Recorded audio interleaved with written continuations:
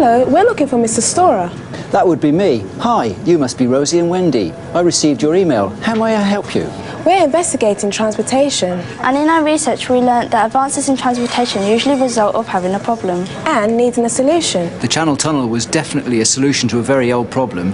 13,000 years ago, Britain was connected to mainland Europe by a natural isthmus or land bridge.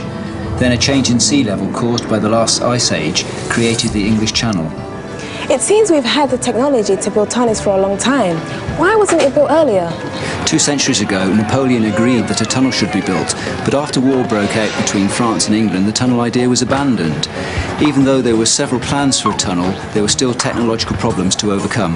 What kind of problems? At the time, people didn't know much about the geology under the English Channel, so they were unsure whether they could bore through it. There was also a ventilation problem.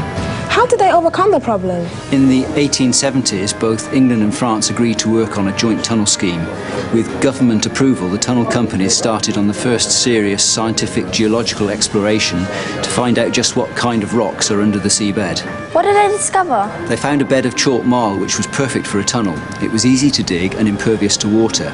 It could also stand up without supporting walls and was thick enough to hold a tunnel. So why didn't they dig the tunnel? They made several attempts. In 1880, testing was carried out with a tunnel boring machine. The following year, another attempt was made, but abandoned again. At least they kept trying. Yes, finally in the 1980s, the British and French governments commissioned more studies and decided that a traditional rail tunnel would be the least risky and the best value for the money. How long did it take to build? About 7 years. The builders bored the tunnels from 1987 to 1991, and from 1991 to 1994, workers fitted out the tunnels and terminal.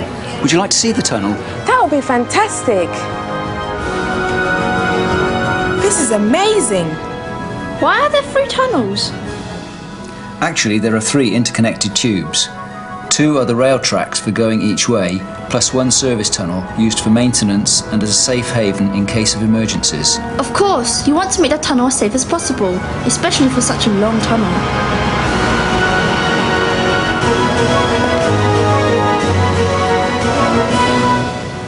How long is the tunnel? It's about 50 kilometres total, with 37 kilometres underwater.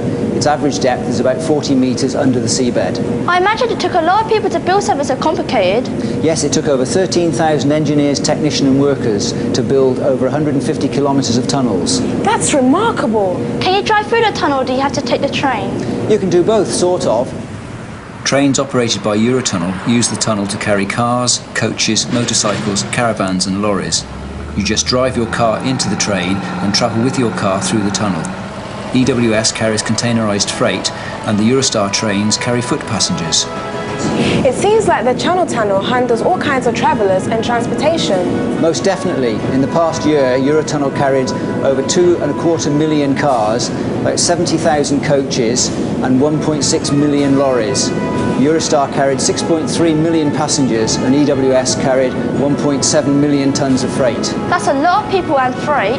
Correct. And with the opening of the tunnel, people can travel between Britain and mainland Europe any time of the day or night and in any kind of weather. It's now possible to have breakfast in London, lunch in Paris and dinner in Barcelona, Spain. It certainly makes the world seem smaller. Not at this time, but Frank Davidson has a vision of a transatlantic tunnel someday. A tunnel across the Atlantic Ocean? That would be impossible. That might seem so now, but hundreds of years ago so did the Channel Tunnel.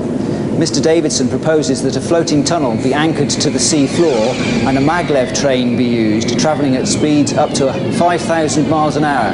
You could literally live in the US and work in Europe. Or live in Europe and work with the treehouse detectors during the day. Thanks for the story, you have been most helpful.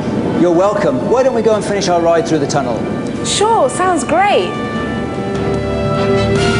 That's all for our investigation. Be sure and visit the NASA Sci-Files website for more exciting adventures and scientific inquiry.